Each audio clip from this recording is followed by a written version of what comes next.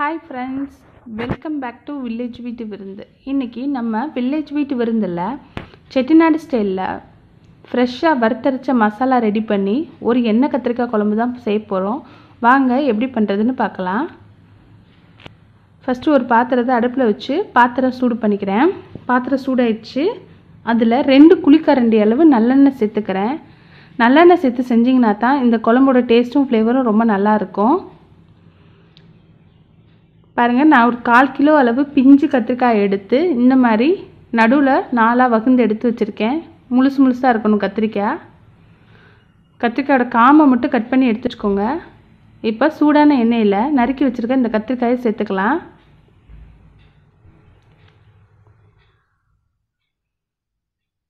கத்திரிக்காயெல்லாம் சேர்த்துட்டு ஒரு 5 நிமிஷம் போல் கத்திரிக்காயை நல்லா வதக்கிக்கோங்க. சிம்மில் வச்சுக்கோங்க அடுப்பை.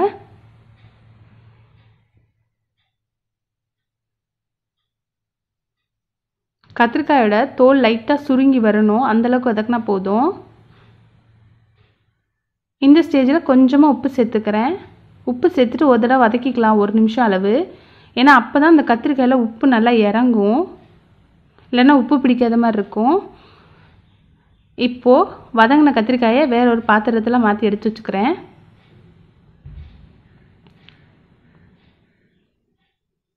இப்போ இதே எண்ணெயில் ஒரு மசாலா வறுத்து ரெடி பண்ணலாம்.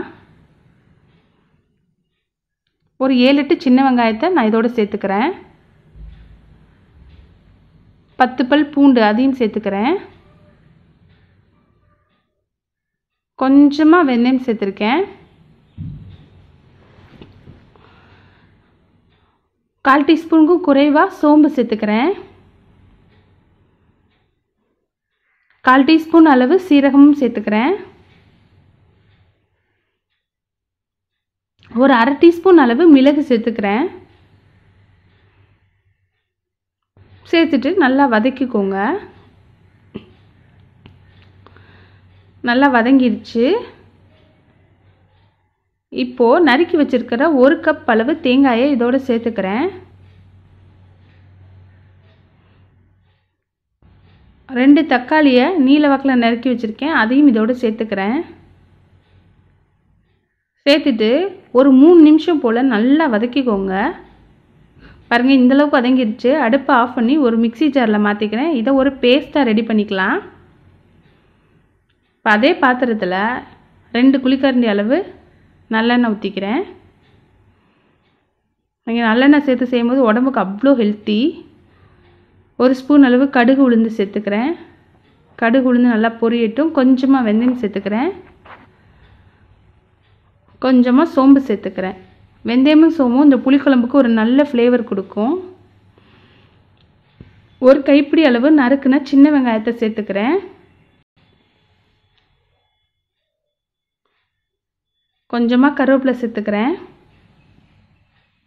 சேர்த்துட்டு நல்லா வதக்கிக்கலாம். இப்போ பொடியாக நறுக்கி வச்சுருக்கிற ஒரு தக்காளியை இதோட சேர்த்துக்கிறேன்.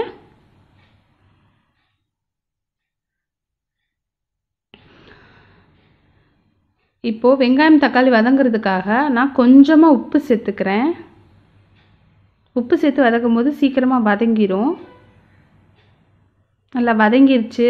இப்போது 1/4 ஸ்பூன் அளவு மஞ்சத்தூள், ஒரு 2 ஸ்பூன் அளவு மல்லித்தூள் சேர்த்துக்கிறேன். 1 ஸ்பூன் அளவு தனி மிளகாய் தூள் சேர்த்துக்கிறேன். காரத்துக்காக நம்ம வேறு எதுவுமே சேர்க்கல, தனி மிளகாய் தூள் சேர்த்துருக்கேன். சேர்த்துட்டு இந்த எண்ணெயிலே அந்த மசாலாவோட பச்சை வாசனை போகிற அளவுக்கு நல்லா வதக்கிக்கோங்க.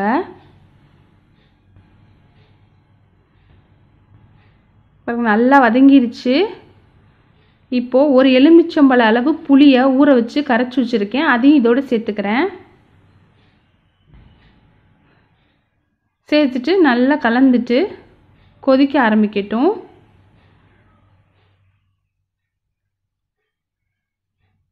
ஒரு கொதி வந்துடுச்சு. இப்போ நான் அரைச்சி வச்சுருக்கோம் இல்லையா அந்த மசாலா பேஸ்ட்டு, அதையும் இதோட சேர்த்துக்கிறேன். மிக்ஸி ஜார்லேயே தேவையான அளவு தண்ணி ஊற்றிட்டு குழம்புக்கு தேவையான அளவு தண்ணி சேர்த்து அதையும் இதோட சேர்த்துக்கலாம். தேவையான அளவு தண்ணி சேர்த்தாச்சு. இப்போ குழம்புக்கு தேவையான அளவு உப்பு சேர்த்துக்கலாம்.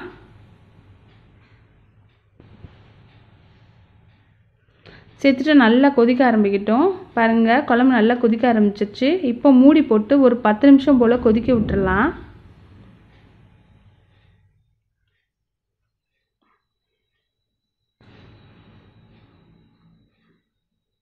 சூப்பராக கொதிக்க ஆரம்பிச்சிருச்சு. எண்ணெய் லைட்டாக பிரிஞ்சு வர ஆரம்பிச்சிருச்சு. இப்போது வதக்கி வச்சுருக்கிற கத்திரிக்காயை இதோடு சேர்த்துக்கலாம்.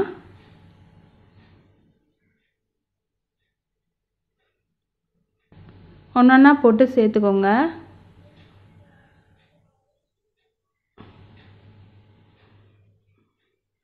லேசாக ஒரு தடவை கிண்டி விட்டுக்கலாம். ரொம்ப கிண்டி கத்திரிக்காய் உடைச்சிடக்கூடாது, முழுசு முழுசாக இருக்கணும். பாருங்கள், மறுபடியும் குழம்பு கொதிக்க ஆரம்பிச்சிருச்சு. மூடி போட்டு சிம்மில் அடுப்பில் வச்சுட்டு ஒரு 20 நிமிஷம் போல் அப்படியே விட்டுருவோம். சிம்லேயே இருக்கட்டும். குழம்பு எண்ணெய் நல்லா தெளிஞ்சு சூப்பராக ரெடியாக இருக்குது. சூடான சாதத்தில் இந்த குழம்பை ஊற்றி பச்சை நல்லெண்ணெய் சேர்த்து பிசைஞ்சு சாப்பிட்டிங்கன்னா சூப்பராக இருக்கும். இதே மாதிரி எண்ணெய் கத்திரிக்காய் குழம்பு நீங்களும் உங்கள் வீட்டில் ட்ரை பண்ணி பாருங்கள்.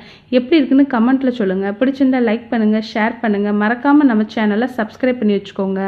தேங்க்ஸ் ஃபார் வாட்சிங்.